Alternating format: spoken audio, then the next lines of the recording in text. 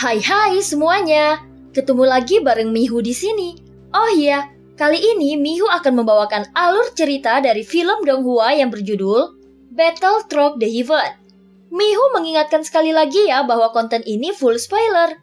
Mari siapkan cemilannya dan mari kita mulai alur cerita. Melanjutkan dari kisah sebelumnya. Sebelumnya Tiansun cukup terkejut dengan kekuatan tempur sosok bertopeng yang ada di depannya. Dia menyadari bahwa sosok di depannya ini memiliki tubuh keabadian. Namun yang membuatnya sangat terkejut bukan karena seberapa besar kekuatannya. Namun karena sosok bertopeng ini mengenali identitasnya sebagai Raja Roh di dunia sensi. Pada akhirnya dia juga mengetahui identitas sosok bertopeng dan ternyata itu adalah reinkarnasi yang mulia. Melihat cara bertarung Xiaoyan sebelumnya, Tiansun sebenarnya sudah memiliki jawaban di dalam hatinya. Namun Tiansun juga terkejut. Mengapa Xiaoyan juga muncul di dunia dewa abadi dan iblis ini? Dalam hal ini, aku tidak memiliki keberatan apapun. Aku ingin melihat betapa kuatnya Raja Roh yang agung. Dan betapa beraninya kau mengucapkan beberapa kata-kata sombong setelah direduksi menjadi budak dewa. Ucap Xiaoyan memegang penguasa berat di tangannya. Dan lautan api yang terjalin dengan guntur menyebar ke seluruh ruangan dan kekuatannya sangat dahsyat. Hanya dengan mengandalkan tubuh keabadian telah memberimu keberanian seperti sekarang. Ini bukan di dunia sensi. Pada pertarungan terakhir kali, kau mendapatkan bala bantuan. Aku tidak percaya kau bisa bertahan di dunia dewa abadi dan iblis ini. Ucap Tiansun mencibir dan berkata dengan dingin. Semakin dia mengatakan ini, semakin menunjukkan sebenarnya dia takut pada Xiaoyan di dalam hatinya. Bagaimanapun juga, Xiaoyan adalah reinkarnasi dari yang mulia. Sebelumnya para Raja Roh telah banyak menginvestasikan tenaga dan sumber daya untuk melenyapkannya. Tetapi mereka selalu gagal membunuhnya di dunia sensi. Dengan kemunculan Xiaoyan di sini, secara alami itu memberinya firasat yang buruk. Jika dia menghitung waktu dengan cermat, sepertinya mereka datang ke dunia kuno dewa abadi dan iblis pada waktu yang hampir sama. Saat ini dunia sensi diinvasi oleh Taisu, dan seharusnya Xiaoyan tidak muncul di sini.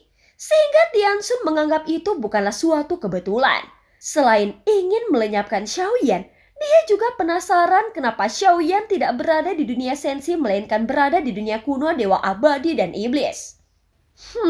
Dengan aku sendiri, itu sudah cukup untuk membunuhmu. Ucap suara Xiaoyan perlahan keluar dari balik topeng. Hadapun Tiansun, seketika dia mencibir setelah mendengar kata-kata Xiaoyan. Matanya sangat suram sehingga dia berencana untuk segera mengambil tindakan. Saat Tiansun melonjak dengan niat membunuh yang kuat, Xiaoyan melihat kilatan cahaya biru samar di mata Tiansun. Meski auranya tidak banyak berfluktuasi, namun cahaya biru yang terpancar dari tubuhnya membuat hati Xiaoyan menegang. Segera Tiansun melangkah maju dengan telapak kakinya dan benar-benar mengambil inisiatif untuk bergegas menuju Xiaoyan. Kecepatannya segera meningkat tajam. Lalu 3 garis merah muncul di belakang Xiaoyan pada waktu yang tidak diketahui dan menariknya. Dia sudah mengetahui bahwa Xiaoyan memiliki kecepatan yang sangat cepat. Sehingga Tiansun telah memikirkan cara untuk membatasi pergerakan Xiaoyan terlebih dahulu. Pada saat ini Xiaoyan melihat ada tinju Tiansun di atas kepalanya. Di depan tinju itu ada beberapa tanda misterius yang terkondensasi dan mengandung cahaya mengerikan. Pukulannya yang mendarat ini jelas lebih kuat dari sebelumnya. Di tengah banyaknya tatapan ngeri, wajah Xiaoyan tetap tenang seperti biasanya. 3 garis merah di belakangnya hanya menyebabkan pergerakan Xiaoyan terbatas. Saat berikutnya Xiaoyan membuat segel di tangannya. Sepertinya Xiaoyan tidak ingin menghindari pukulan Tiansun. Terlihat segel itu terkondensasi di telapak tangan Xiaoyan. Kemudian ada cahaya kemasan yang mulai bersinar. Dan kedua tinju saling bertabrakan yang menyebabkan tinju Tiansun yang kuat terguncang dengan keras. Apakah ini kekuatan langkah ke-9 yang sebenarnya? Gumam Xiaoyan. Pada saat ini segel bintang 7 di antara alis Xiaoyan berkedip-kedip di balik topengnya. Dan segel bintang 8 juga mulai muncul, tetapi tidak mengeras dan itu tampaknya masih belum bisa mencapai dewa asli bintang 8 yang sebenarnya. Pada saat ini suara siulan angin dari tinju Xiaoyan dan segel tinju Tianxun saling bertabrakan lagi, yang menyebabkan gelombang gila-gilaan yang terlihat dengan mata telanjang. Itu seperti gelombang udara setinggi 1000 kaki yang terus-menerus menyapu perisai cahaya. Saat ini pelindung perisai emas mengeluarkan suara menderu yang membuat semua orang yang menyaksikan pertempuran itu menjadi gugup. Meskipun ada pelindung perisai emas di seluruh aula budak dewa Asura, faktanya aula itu masih bergetar dengan hebat. Keduanya terus bertabrakan satu sama lain di tengah tatapan yang tidak terhitung jumlahnya. Kemudian segel tinju Tianxun tiba-tiba hancur dan berubah menjadi hujan cahaya. Seketika hujan cahaya ini berubah menjadi duri tajam dan tiba-tiba berbalik bergegas menuju Xiaoyan. Saat ini mata Xiaoyan berkilat tajam. Terlihat ada lapisan awan gelap tebal di atas kepalanya dan kilatan menyambar di antara awan itu. Sosok Xiaoyan tiba-tiba bergegas keluar, dia sepertinya tidak peduli dengan duri tajam yang menuju ke arahnya. Dia langsung mengulurkan telapak tangannya yang memegang sebuah tombak ke depan. Tombak ini adalah tombak pemecah bencana yang diperoleh ketika Xiaoyan melahap Guntur Haotian di aula penjara Guntur. Dan tombak itu dapat diintegrasikan secara sempurna dengan kekuatan Guntur Haotian. Terlihat Guntur yang turun langsung menuju ke telapak tangan Xiaoyan. Kemudian Guntur lurus yang ada di tangan Xiaoyan bergegas menuju Tianxun. Pada saat yang sama, duri cahaya yang tak terhitung jumlahnya mulai menyelimuti Xiaoyan. Saat ini keduanya menunjukkan kartu truf mereka satu sama lain. Tombak pemecah bencana memiliki spiritualitasnya sendiri dan kekuatannya sangat ganas. Pada saat ini Tianxun mencoba menghentikannya dengan kedua telapak tangannya. Namun seketika darah berceceran di telapak tangan Tianxun, serta Guntur menutupi seluruh tubuhnya dengan suara gemuruh yang memekakkan telinga. Tombak pemecah bencana secara tak terduga memiliki kekuatan ledakan guntur yang kuat dan itu terus mengalir deras ke arah Tianxun. Setelah beberapa saat, tubuh Tianxun tiba-tiba penuh dengan darah dan dagingnya banyak yang robek. Tianxun terlihat sangat menyedihkan. Kemudian seketika dia mengangkat kepalanya dan menatap Xiaoyan yang dikelilingi duri cahayanya. Pada saat ini Xiaoyan juga meledak dengan keras, tetapi itu tidak meledak seperti yang diharapkannya. Tianxun sebenarnya tidak melihat sosok Xiaoyan. Dia hanya melihat ada seutas benang yang berkedip-kedip. Saat ini mata Tianxun tiba-tiba menyusut. Dia tidak peduli lagi dengan luka di tubuhnya. Segera ekspresi tekad muncul di matanya. Dan dia baru merasakan bahwa kekuatan Xiaoyan benar-benar melebihi imajinasinya. Dan dia tidak menyangka Xiaoyan akan memiliki kekuatan untuk bersaing dengan langkah ke-9 dalam waktu singkat. Mata Tianxun terlihat acuh tak acuh. Dalam keterkejutannya, dia masih tetap tenang. Kemudian dia menyatukan kedua tangannya dan tiba-tiba lengannya yang keras mengeluarkan suara berdengung.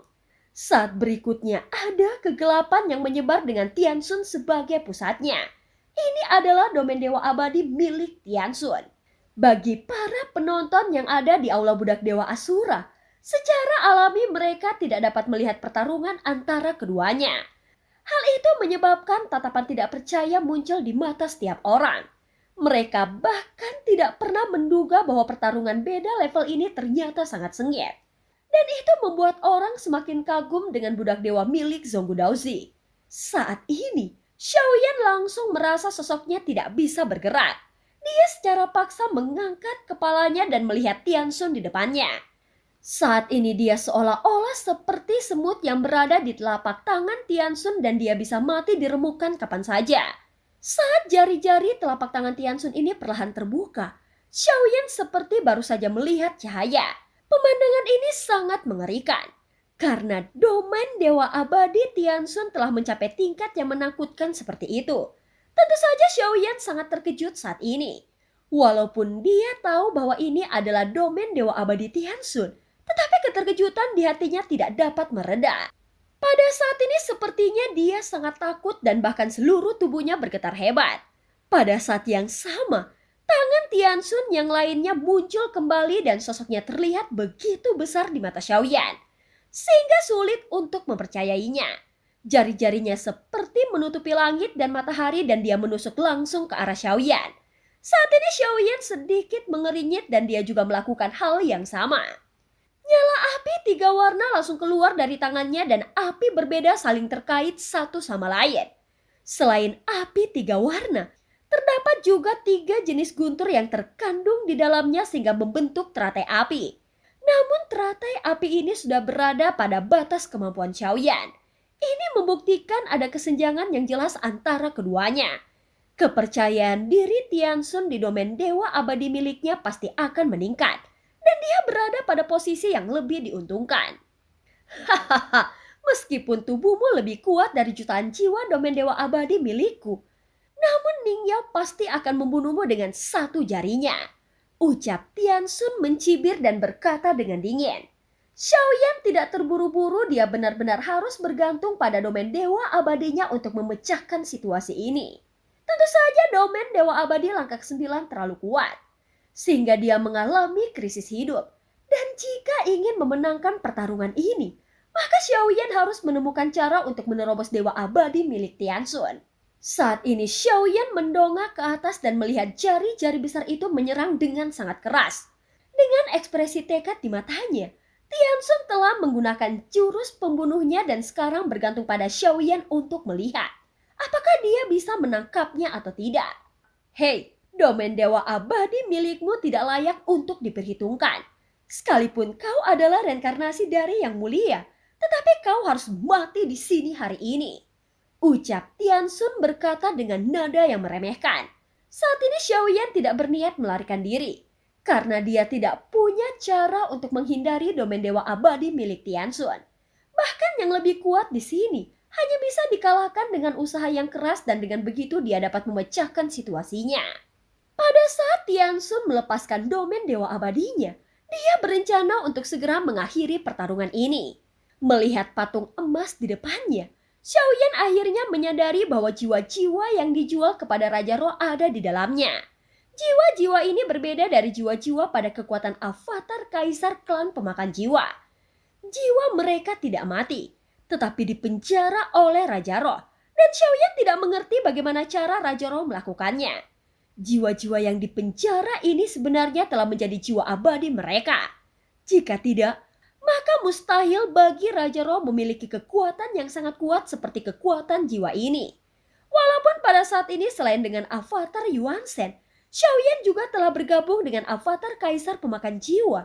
Namun dia masih merasakan bahaya hidup dan mati yang kuat. Dengan jari yang ada di langit domain dewa abadi Tianxun, Xiaoyan tidak bisa menghindar dan hanya bisa merasakan ketakutan di dalam hatinya.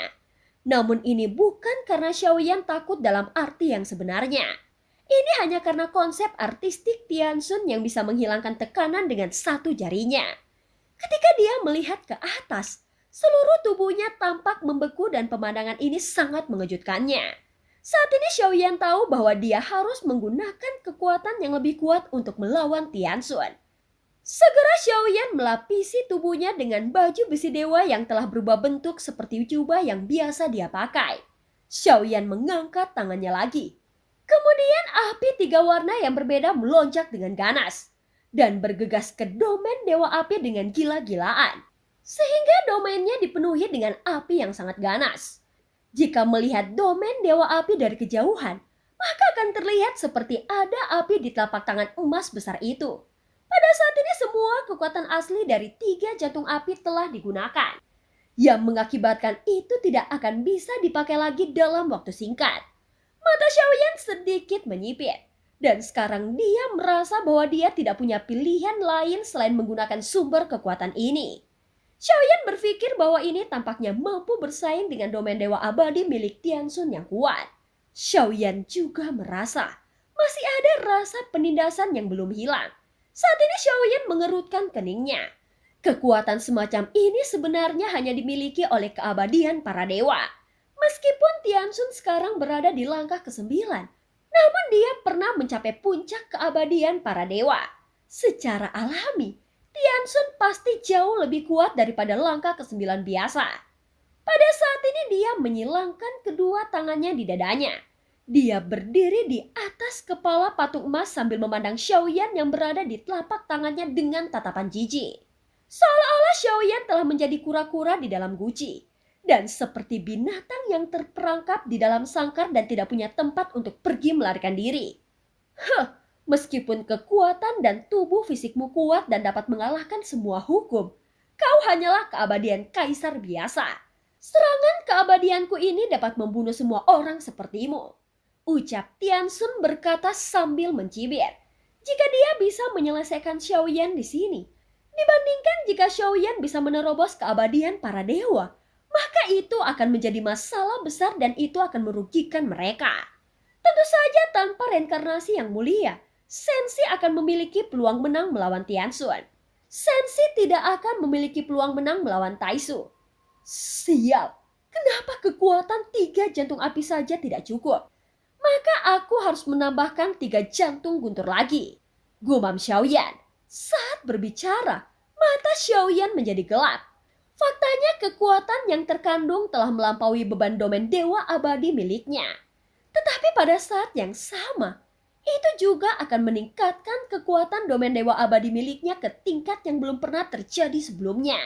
Kekuatan asli dari 3 jantung api sudah sangat kuat. Dan teratai api yang dibentuk oleh 3 warna api yang berbeda ini bukanlah Angry Buddha Lotus Flame biasa, melainkan domain dewa abadi milik Xiaoyan. Setelah Xiaoyan selesai berbicara, dia mengendalikan 3 jantung guntur di tubuhnya. Dan kekuatan aslinya melonjak dengan gila-gilaan. Saat ini hanya guntur jile yang tidak terlalu kooperatif untuk sementara waktu. Hei, kau sedang di bawah kendaliku sekarang. Namun jika kau menolak, maka sebaiknya sekarang kau keluar secepat mungkin. Ucap Xiaoyan langsung marah yang membuat guntur jile terdiam sejenak. Dia merasakan kemarahan Xiaoyan. Saat berikutnya, guntur jile segera berhenti melawan dan semua kekuatan aslinya melonjak. Terlihat teratai api melonjak lagi dalam sekejap menutupi seluruh telapak tangan emas. Pada saat ini jari raksasa itu juga jatuh dengan benturan. Itu terlihat seperti tabrakan. Namun sebenarnya itu adalah konfrontasi antara 2 domain dewa abadi. Saat ini jari emas raksasa itu menyentuh teratai api. Energi yang mengerikan meledak di antara keduanya. Meskipun domain dewa abadi milik Xiaoyan berbentuk teratai api dan tidak sebesar patung emas milik Tiansun, namun kekuatannya sungguh tidak terbayangkan. Domain dewa abadi milik Xiaoyan berisi kekuatan inti 6 jantung asli sumber dunia. Dan tentu saja kekuatannya bukanlah sesuatu yang bisa dianggap remeh. Untungnya keduanya bertabrakan di dalam domain dewa abadi dan kekuatan di sini tidak akan menyebar keluar. Kalau tidak, maka dengan kekuatan seperti itu, maka ledakannya sudah cukup untuk menghancurkan alam dewa iblis abadi. Suara gesekan itu menggetarkan telinga, dan kedua belah pihak benar-benar mampu membentuk keseimbangan. Sehingga sampai saat ini, tidak ada situasi yang benar-benar merugikan pihak lain. Mereka juga tidak secara langsung menghancurkan satu sama lain sampai mati seperti yang dibayangkan Tiansun. Pada saat ini mata Tiansun yang berdiri di atas kepala patung emas menyusut saat melihat adegan ini. Sial, bagaimana mungkin kekuatan domain dewa abadinya mampu menyaingi sejuta jiwaku? Ini tidak mungkin. Ucap Tiansun di dalam hatinya dengan tidak percaya. Pada saat berikutnya ada ledakan lagi dan jari emas raksasanya bergetar hebat, menunjukkan tanda-tanda dan akan terlempar ke belakang. Sebelumnya Xiaoyan tidak pernah menggunakan 3 jantung guntur untuk mendukung domain dewa apinya. Namun ternyata penggabungan ini memberikan efek kekuatan yang sangat luar biasa. Xiaoyan mulai merasa lega di dalam hatinya. Setidaknya saat ini, dia masih mampu menahan serangan mematikan milik Tiansun. Tentu saja saat 2 inti sumber dunia yang merupakan energi kekerasan terjalin satu sama lain, maka secara alami kekuatan mereka akan terbukti dengan sendirinya. Mengetahui bahwa api dan guntur yang terkandung di dalam domain dewa api Xiaoyan adalah sumber kekuatan tertinggi, wajah Tiansun menjadi lebih suram. Selain kekuatannya sangat kuat, itu juga mengandung kekuatan aturan yang sangat mengerikan. Dan segera dia mencoba menekannya lagi. Tampak dari kejauhan jari-jari Tiansun benar-benar berubah menjadi telapak tangan. Terlihat kedua telapak tangannya akan saling bersentuhan dan ingin menghancurkan domain api milik Xiaoyan. Segera telapak tangan raksasa itu jatuh lagi ke domain dewa api milik Xiaoyan. Namun Tianxun tidak mendapatkan hasil seperti yang diinginkannya. Tianxun terus mencobanya, dan dia telah melakukan semua yang dia bisa untuk bersaing dengan Xiaoyan. Namun dia tidak tahu berapa banyak lagi jiwa yang bisa dia dapatkan. Jiwa-jiwa ini telah menjadi kartu truf utamanya dan alasan mengapa dia begitu kuat adalah karena jumlah jiwa yang dipenjaranya. Selama konfrontasi terdengar jeritan yang tak terhitung jumlahnya. Xiaoyan menyadari bahwa itu adalah jeritan jiwa. Dan itu adalah harga yang harus dibayar para hantu roh untuk mendapatkan kekuatan yang kuat. Secara alami kehancuran jiwa akan berakibat kepada tubuh utama jiwa-jiwa yang tidak terhitung jumlahnya ini. Pada saat ini Xin berganti di dunia sensi. Banyak hantu roh yang terkejut dengan adegan di depan mereka. Karena banyak dari mereka yang tiba-tiba mati secara langsung. Padahal mereka tidak sedang diserang ataupun bertarung. Tentu saja hal ini karena jiwa mereka dihancurkan Tianxun. Maka secara alami, tubuh utamanya akan merasakan kematian. Mereka bahkan tidak tahu apa yang sebenarnya terjadi. Dan tiba-tiba mereka kehilangan kesadaran. Mata mereka berubah putih dan tubuh mereka menegang lalu berubah menjadi abu terbang dan menghilang tertiup angin. Tianxun tahu, Tianxun juga mengetahui bahwa harga yang harus dia bayar sangat tinggi. Tetapi orang yang akan dia bunuh sekarang adalah reinkarnasi dari yang mulia. Sehingga walaupun harganya sangat tinggi, dia akan tetap melakukannya.